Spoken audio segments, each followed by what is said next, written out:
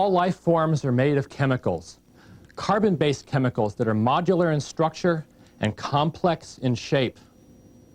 Of all the biological molecules, surely the most varied and versatile are the proteins, the chemical workhorses of life, which are built from chains of amino acids. Proteins exemplify the principle that structure determines function.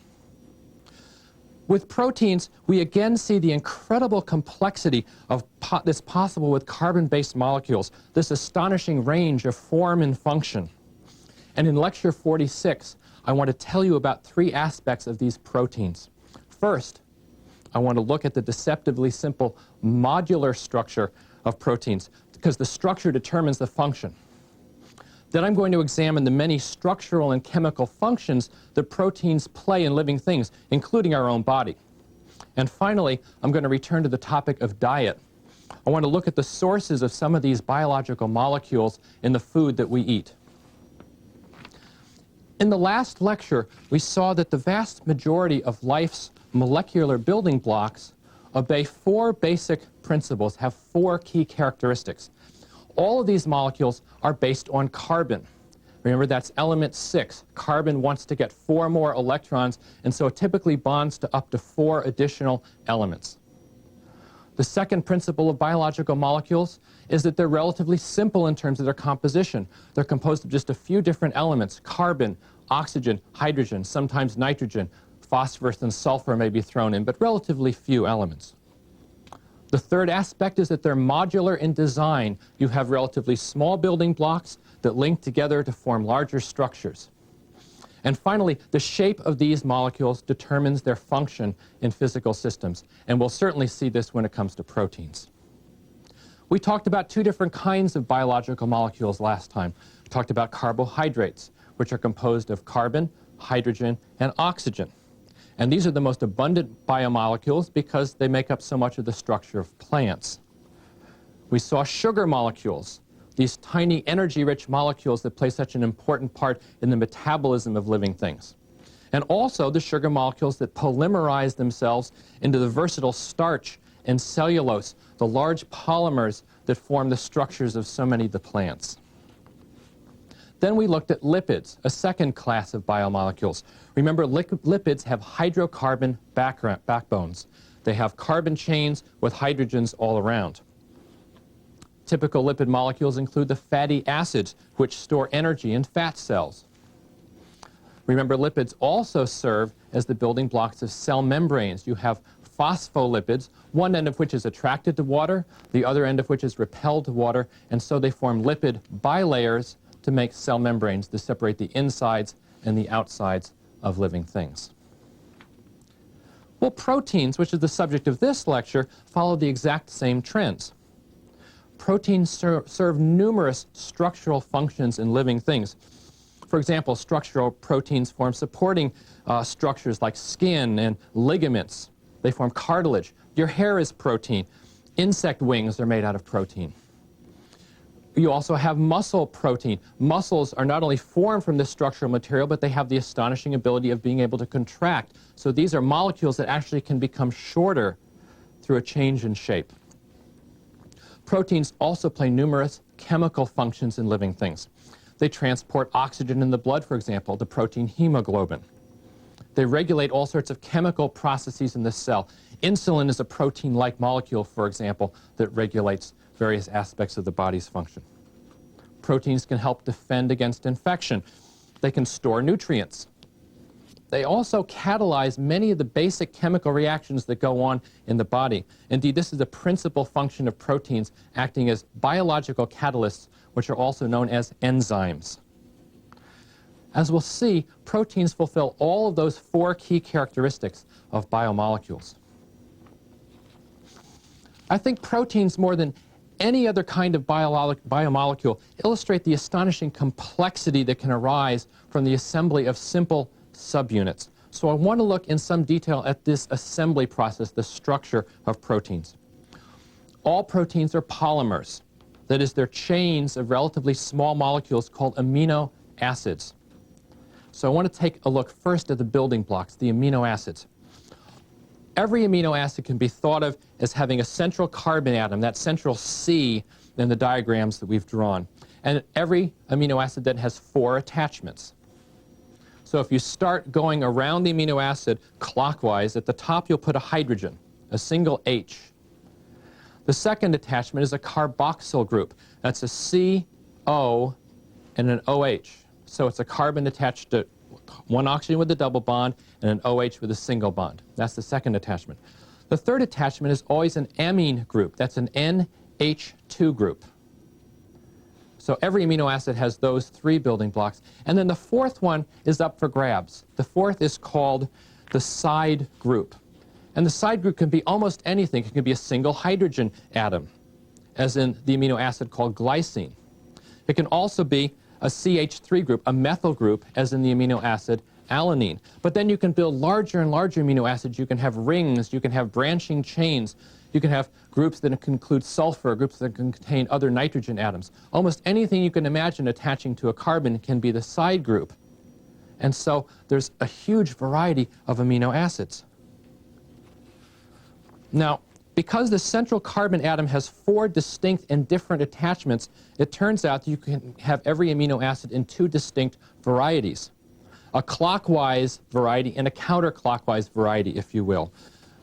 Scientists call these left and right-handed amino acids.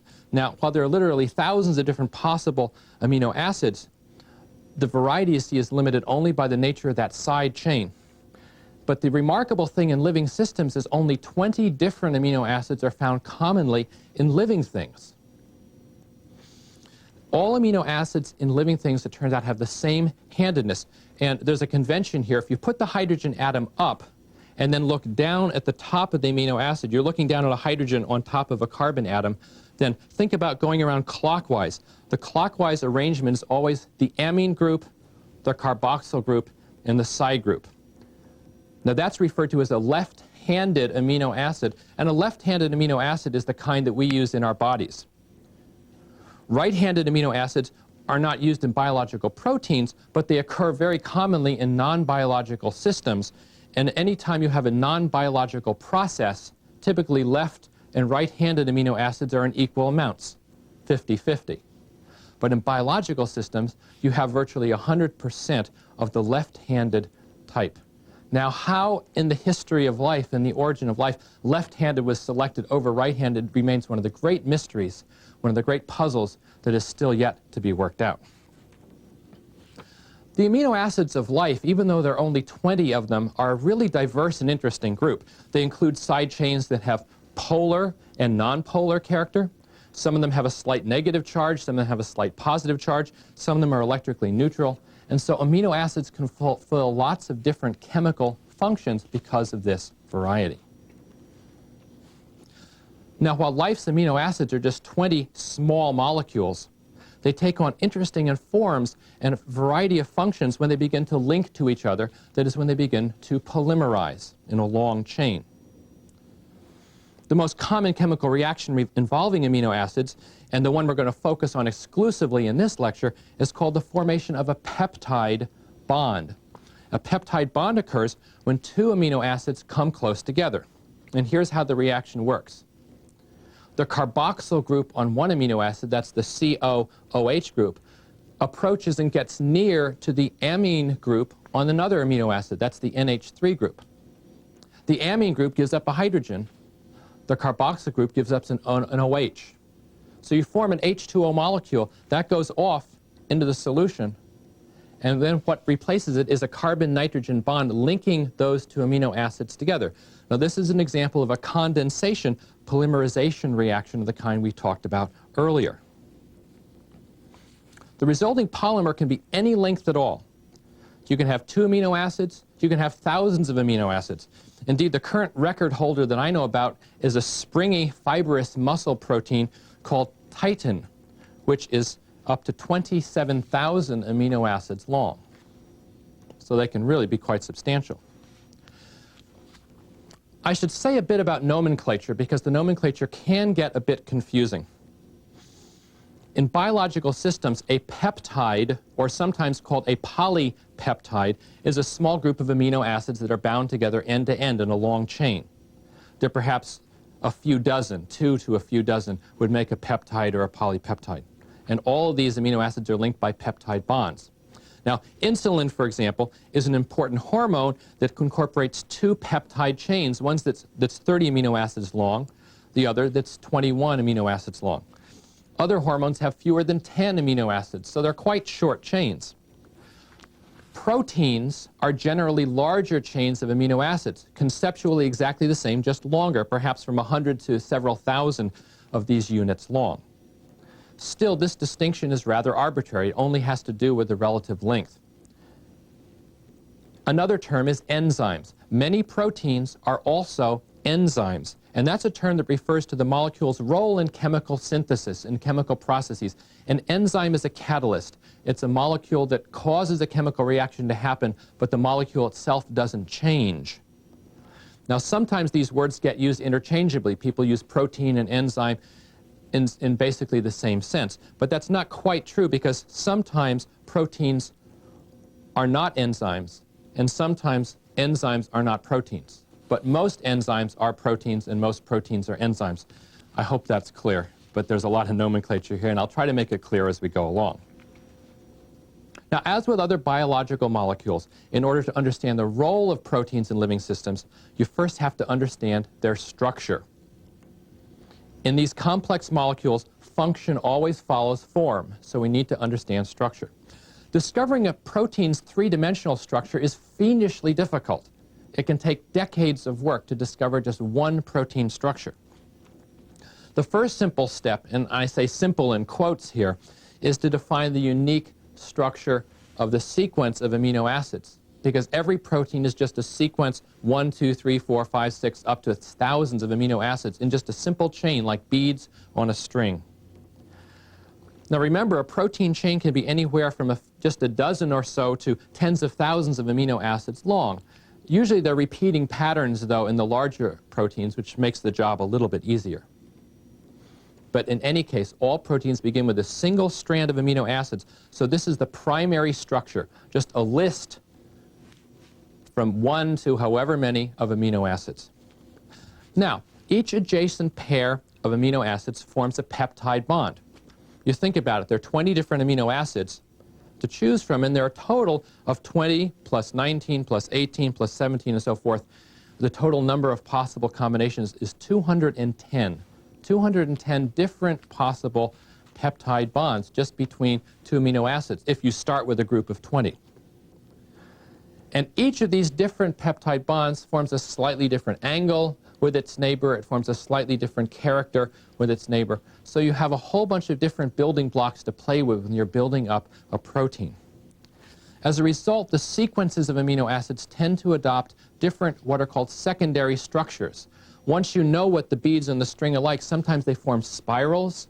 Those spirals can be quite open, they can be quite compact. Sometimes they form sheets that fold back on themselves and have very smooth layers. Sometimes they form rather irregular, squiggly sort of patterns. It all depends on which amino acids are linked to which ones. And that's the secondary structure. That's the way the whole thing folds up. But so far, we've only talked about the adjacent amino acids. And what can happen is when you start folding up a protein, amino acids that are widely separated from each other start coming into contact with each other. And you start forming secondary bonds. You start forming, for example, hydrogen bonds between very diverse and remote parts of that protein. And you get a tertiary structure. Tertiary structure is how the whole protein chain folds up and actually makes a three-dimensional structure. So that's the third level of structure you have to solve. And as if that weren't enough, there's actually a fourth level of structure. That's because you can take 2 or more chains of proteins and link them together to form an even larger structure, and it may be that larger structure that acts as the enzyme. So there we are. It's a fairly complex business. Determining this complete structure of a single protein can take teams of researchers years to complete. The scientists who determined the structure of hemoglobin, for example, took 20 years, and they won the Nobel Prize for their effort. Because, you see, this effort is absolutely vital to understanding life. If you're going to understand how the blood works, how oxygen is transported through the body, you have to understand the structure of hemoglobin, which takes oxygen from one part of the body to another. It's the exact shapes of these large molecules, after all, that enables them to perform their special functions. So far, no one's learned how to predict the structure of a protein just by knowing the sequence of amino acids. But that remains a great challenge. Wouldn't it be easy if you just knew, for example, you had lysine, glycine, alanine, leucine, so forth in a chain that goes on and you plug that into a computer, the computer would tell you how the whole structure would fold up on itself. But tremendous progress is being made in this direction, and it's being done with computers. Computers have information on now dozens, maybe hundreds of different protein structures. And by seeing similarities from one structure to another, you start seeing empirical trends. And this may eventually lead us to the ability to use a computer to calculate the shape of proteins. We're still a long way from that, right? And that remains one of the really exciting frontiers of science right now. You might be wondering how there could be much variety in proteins when there are only 20 different amino acids to play with, only 20 different building blocks. It doesn't sound like very many. But I'd like you to consider just how many different possibilities there are if you just have 12 amino acids in a row, a very small peptide with only 12 amino acids. The first position in that peptide can have any one of the 20 amino acids. So there's 20 possible amino acids for the first position. The second position also can have any one of the 20, so there's 20 times 20, or 400 possibilities with 2 amino acids. And then multiply times 20 again, 8,000 possibilities with 3 peptides, and on. And each time you add one more amino acid, you have 20 additional possibilities. So it turns out with just 12 amino acids in the sequence, the number is huge. It's 20 to the 12th power. That's about 40 billion different peptides with just 12 amino acids. And of course, many proteins have thousands of amino acids. So for all intents and purposes, the number of different protein structures is infinite. The importance that we attach to understanding these protein structures lies in the close relationship between a protein's folded shape and its function in biological systems.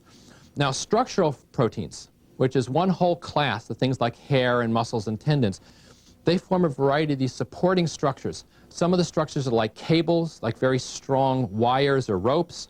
Others are sheet-like materials. I'd like you to think about these physical structures that are in your body for a second. You have hair, you have tendons. Spider webs are a good example. These are all made of strong, very, very rigid chains of amino acids. And so they have tremendous strength. For a given diameter of protein, the strength is generally stronger than that of steel. Some proteins, on the contrast, have much more smooth shapes. Their surfaces, for example, the cartilage which coats the joints and coats your bones. Now these have to be very, very smooth surfaces, and so the proteins form more flat sheets. They're folded back on each other and have a very different function because they have a very different form. Sometimes in biological systems, these patterns can be modified, they can be altered, and sometimes very much for the worse. In some hereditary forms of arthritis, for example, those protein sheets that are supposed to be smooth have kinks in them, they have bumps, they have irregularities. And so those joints wear out much, much more quickly. And consequently, you can develop arthritis at a very young age. And we'll talk about these kinds of hereditary diseases in just a little bit. In other cases, these variations can be quite advantageous. In sheep, for example, the hair proteins have little kinks in the protein chain. And this causes the wool of sheep to be much more tightly coiled and kinked, forms much better insulation, and that's why we value wool as a form of material. Now, most proteins serve highly specialized biological functions as chemical enzymes. That is, they control reactions in biological systems. And much of the history of biochemistry since the early 19th century has been trying to discover what these enzymes do, what the chemicals are, and how they work. A catalyst is a chemical that speeds up a chemical reaction without itself being changed. Your car, for example, has a catalytic converter. The catalytic converter doesn't change over the course of your driving, but it does help reduce the harmful emissions from your automobile. And enzymes do the exact same thing. You can think of an enzyme as a kind of chemical machine, a machine that performs a specific function without itself being changed. Now, you use this kind of machine all the time. A real typical example is a stapler. You have a group of pieces of paper. You want to put them together. Use a stapler, which performs an operation over and over without itself being changed, and it puts the pieces together. It assembles them. Another kind of machine is a staple remover, which you can just take and, once again, remove the staple quite easily. In this case, form follows function. The function of these objects is so perfectly designed to apply staples or remove staples without themselves being changed. Synthesis enzymes are just like staplers. They have grooves and furrows in their surface called active sites. Those grooves and furrows exactly match the shape of two molecules or more that may come together. And that enzyme essentially staples the two pieces together. There are also digestive enzymes, which act just like a staple remover. In other words, you have a molecule that fits into the groove of this enzyme. The enzyme acts to split apart two pieces that otherwise would be together. And so, again, you have form following function. You have essentially a tiny molecular machine that either synthesizes things or breaks them apart. The behavior of enzymes illustrates why molecular shape is so critical to modern computer-aided drug design.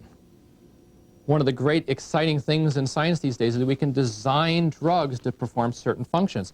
And it's because we are beginning to understand how enzymes work. Now, many drugs work by binding to the active site of an enzyme. Thus, it blocks its function. One type of enzyme, for example, synthesizes neurotransmitters, and these help convey nerve impulses to the brain, especially the nerve impulses that we sense as pain. So when you take aspirin, you're blocking an active site on an enzyme that produces these neurotransmitters. If you don't produce as many neurotransmitters, you don't feel as many pain impulses. Valium and alcohol also have a shape that blocks sites specifically involved in transmitting nerve impulses, and that's why they dull the sense of pain. All sorts of designer drugs adopt this strategy. What you do is you try to determine the function of an enzyme, you determine the shape of its active site, you design a drug that fits into that active site and blocks the action of the enzyme. If you tie up the enzyme by filling up its active sites, it can't perform the normal function. And of course, this requires knowing the exact shape of that active site, which involves knowing the structure of the protein. Let's talk about diet for a second. Proteins play such a crucial role in cellular functions that you have to have an adequate supply of protein in your diet. And that basically means you have to have an adequate supply of the basic amino acids, the building blocks of proteins. Not all of these amino acids are manufactured in the human body. Human adults synthesize 12 of those 20 amino acids, but the remaining 8, the 8 amino acids that our human bodies cannot produce, are called the essential amino acids. You have to eat those in your diet. For example, humans require a steady source of the amino acid lysine, of leucine, of tryptophan, all of which are available as dietary supplements. And if you go to your local grocery store, you'll probably see, for example, amino acids. And you'll also see a designation L ahead of it, L-lysine, for example. The L refers to the fact that it's all left-handed lysine, as opposed to a synthetic mixture of right and left-handed, which wouldn't be as useful to you. Food varies quite considerably in its protein content. Bananas have only about 1% protein. Some kinds of beans have 30% protein. Many dairy products also have very high levels of proteins. But not all protein-rich foods have the essential amino acids that we need. As you might expect, foods that match the human needs, those 8, are more valued, and they're said to be high-quality proteins. Foods that don't match the 8 essential amino acids that we need are called low-quality proteins. Quite logically, animals generally have a higher ratio of high-quality proteins, so meats and animal products, dairy products, tend to be much higher in these high-quality proteins, since animals are much more closely related to us chemically and genetically. Plants often have low-quality proteins, but it's intriguing that combinations of different kinds of plants can provide a very complete and adequate diet. A combination of grains and beans, for example, gives you a complete balance of those essential amino acids. It turns out that people in vegetarian diets have to be very careful about planning their diet accordingly to make sure they don't have protein deficiencies. And many of the traditional vegetarian diets do this automatically because they can combine different types of vegetable items. For example, in Asia, it's common to see tofu and rice in the diet. That gives you all the essential amino acids. Similarly, in Africa, rice and nuts is a common diet. In Mexico, tortillas and beans also provide that complete list of essential amino acids. Well, now that we've reviewed some of these life's basic building blocks, I want to take a closer look at the dietary information that you see on the side of your favorite breakfast food or snack food one more time. Let's review this. Calories. Calories represent the energy that's available from the oxidizing carbon and hydrogen in those food sources. So you have fats, which are rich in hydrocarbons. You have carbohydrates, which are also things like sugar, which can be burned by the body to produce energy. The total fat, which is listed on the nutrition information, represents the weight of lipid molecules. All cells have cell membranes, so all food has some fat in it. But food differs in the types of lipid. For example, you might see different information about the amount of saturated versus unsaturated fats. Recall that saturated fats are those straight chains of carbon atoms with hydrogens all around, all single bonded carbon to carbon. But you also have unsaturated fats, which have one or more double bonds of carbon. That causes a kinking in the chain. Saturated fats, because they're straight chains packed together more efficiently, they have higher boiling points, higher melting points. They act as hardeners and candy bars and that sort of thing. The unsaturated fats with the kinks are more likely to be oils and liquid, softer sorts of food. You'll often see information on cholesterol, which appears just below the fat information.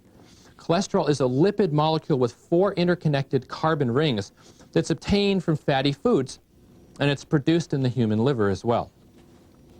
Now, this molecule is required for the synthesis of all cell membranes, so you have to have some cholesterol. But too much cholesterol can lead to obstruction of blood vessels and heart disease.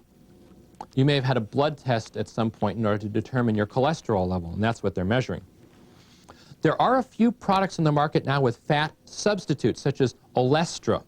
This fat substitute fools protein receptors in your mouth that are your taste buds into thinking that you actually are eating a fat, but it's not digestible, it's not turned into an energy source in your body, it just passes right through, and so a fat substitute acts in this way. Now we come to carbohydrates. Carbohydrates refer to the amount of sugar plus starch, that's often called other carbohydrates, and fiber in the food product.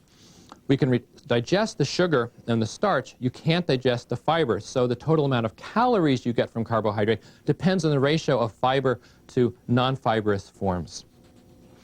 Sometimes you'll have artificial sweeteners. They substitute for sugar, and once again, these have shapes that fool the receptors in your mouth to thinking there's something sweet, but they're not digestible, so they don't add to the total amount of calories in your diet.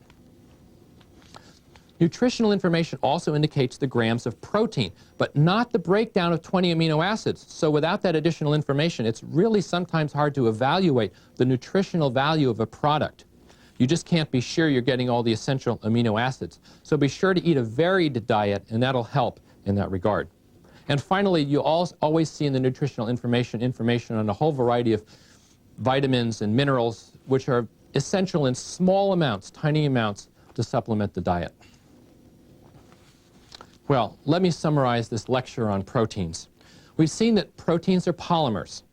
They're formed from chains of the 20 different amino acids. Protein structure is described in 4 steps. First, the sequence of amino acids. Then the secondary structure of that sequence, whether it's a spiral or a layer. And then the way it folds up, the tertiary structure. And finally, the 4th order structure, when you bring 2 or more proteins together to form a larger enzyme or other building block of life. We've seen that proteins serve several different functions in living things.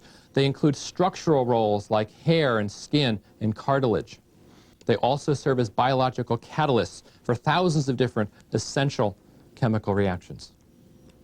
And in the next lecture, we're going to enlarge our focus now to the scale of cells, which are the chemical factories of life.